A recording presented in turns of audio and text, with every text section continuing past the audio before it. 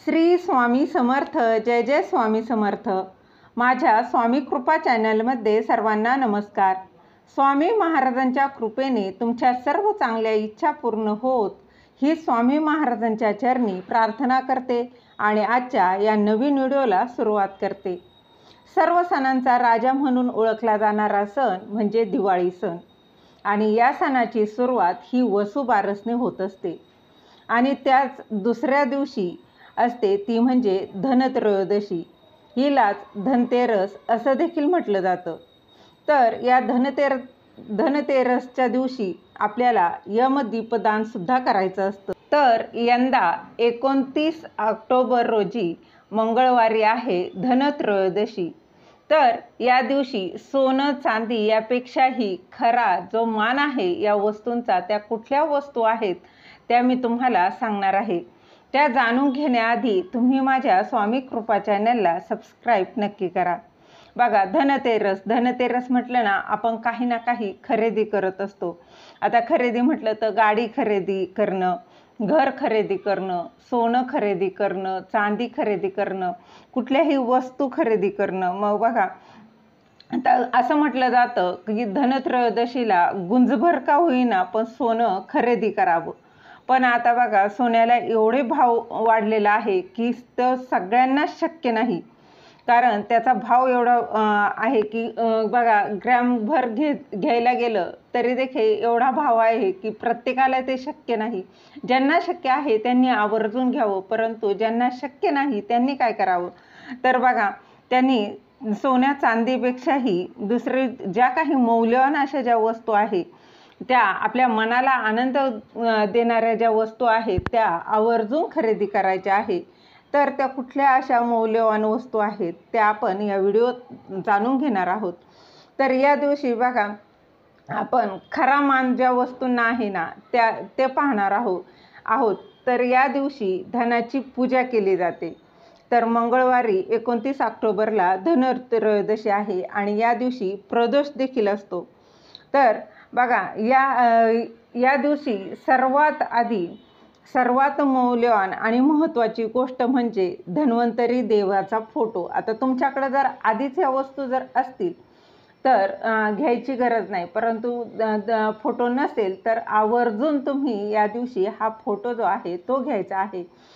कारण आपल्याला धनत्रयोदशीच्या दिवशी पूजा ही धन्वंतरी देवाचा फोटोची पूजा आवर्जून करायची आहे.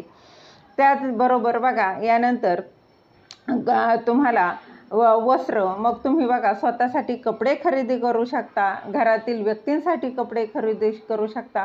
नाहीच काही शक्य झालं ना, अगदी तुम्ही देवघरात बघा, देवासाठी लाल जो वस्त्र वापरतो ना आपण, ते वस्त्र तरी आवर्जून खरेदी करायचं आहे. त्यानंतर तुम्ही बघा, गजंत लक्ष्मी आहे ती बघा अष्टलक्ष्मींपैकी एक आहे, ती तुम्ही खरेदी करू शकता. शंख खरेदी करू शकता. त्यानंतर श्रीयंत्र जे आहे ते खरेदी करू शकता.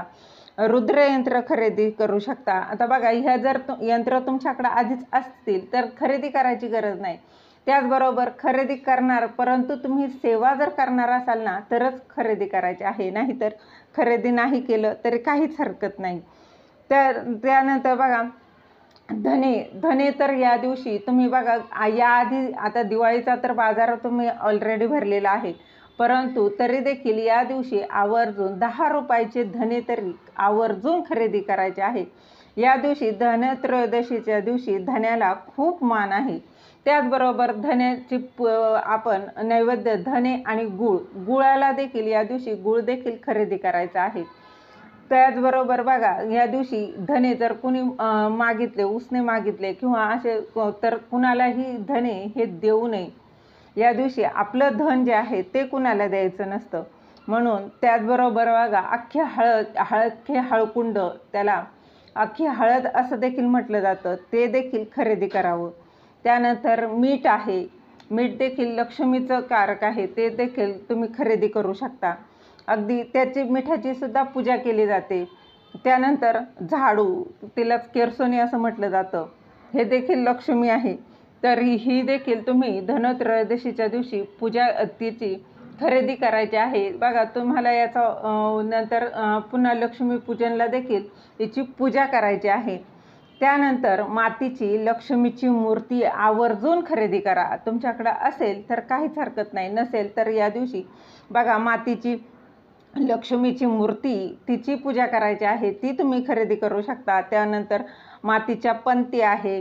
त्यानंतर बघा तुम्हाला जे बोळकं जे म्हणतात, सुगड जे आहे, ती देखील या दिवशी तुम्हाला आवर्जून खरेदी करायची आहे. त्यानंतर काय बघा तुम्ही एखादा ग्रंथ जसं की श्री दुर्गा सप्तशती ग्रंथ, तुमच्याकडं जो कुठला ग्रंथ नसेल तो ग्रंथ तुम्ही खरेदी करू शकता. त्यानंतर बघा तुम्हाला जे सप्तधान्य म्हणजे कुठलंही धान्य आहे, डाळी आहेत, त्या डाळींमध्ये अगदी बघा अर्धा किलो, पाव किलो तुम्ही चणा डाळ, मूग डाळ, कुठलीही डाळ या दिवशी आवर्जून खरेदी करायची आहे. बघा या दिवशी धन्वंतरी देवाची पूजा करायची आहे आपल्याला. त्याला धणे आणि गुळाचा नैवेद्य हा देखील दाखवला जातो.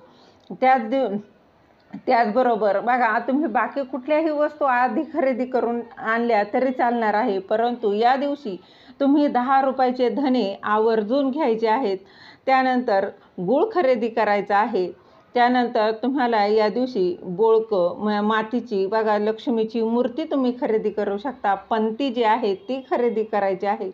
या अगदी छोट्या छोट्या परंतु तितक्याच खरा मान त्यांना आहे त्या वस्तू तुम्हाला आवर्जून खरेदी करायच्या आहेत. बघा सोनं चांदी तुम्ही तुमची जर आर्थिक परिस्थिती चांगली असेल तर आवर्जून खरेदी करा, परंतु जर नाही तरी आणि तेही खरेदी केलं तरी हे देखील तुम्ही खरेदी करू शकता. सोनं चांदी प्रत्येकाला शक्य नाही, म्हणून किमान धने, गूळ, केरसुणी, हळकुंड, सुगड, मातीची लक्ष्मीची मूर्ती, एखादा ग्रंथ जेणेकरून तुमच्या मनाला आनंद देणार आहे अशी वस्तू तुम्हाला या दिवशी आवर्जून खरेदी करायची आहे. आणि लक्षात घ्या या दिवशी धने आणि गूळ कुणालाही द्यायचे नाही. धनत्रयोदशीला धन्याला खूप महत्त्व आहे, म्हणून आपण धने कुणालाही द्यायचे नाही. आता बघा तुमचं जर दुकान असेल तर तुम्ही धने विकू शकता, म्हणजे त्याबदली तुम्हाला पैसे मिळणार आहेत.